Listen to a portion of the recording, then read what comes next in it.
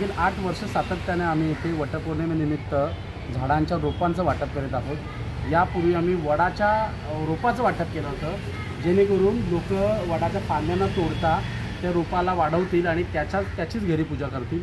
यानंतर आम्ही पेरू, जास्वंद अशी फळझाडं आणि फुलझाडं अशी खूप सारी वाटली। ह्या वर्षाची आमची विशेष थीम आहे। एकतर आम्ही वाटतोय तुळस ही पूर्णवेळ ऑक्सिजन देणारं झाड आहे। सकाळी महिला रोज तुळशीची पूजा करतात, त्यासाठी तुळस वाटतोय। त्याचबरोबर मनी प्लांट वाटतो। मनी प्लांट हे गिफ्ट देणारं आयटम आहे।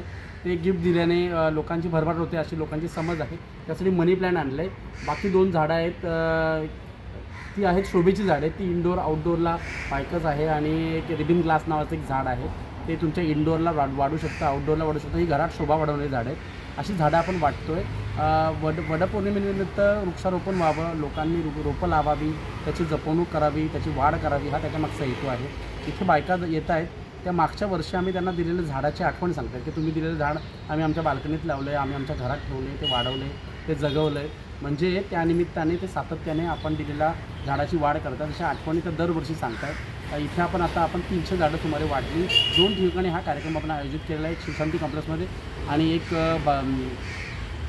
पंचरत्नाच्या परिसरात आपण आयोजित केलेलं आहे। 2 ठिकाणी सुमारे 300 महिलांना आपण झाडांचं वाटप करतो आहोत।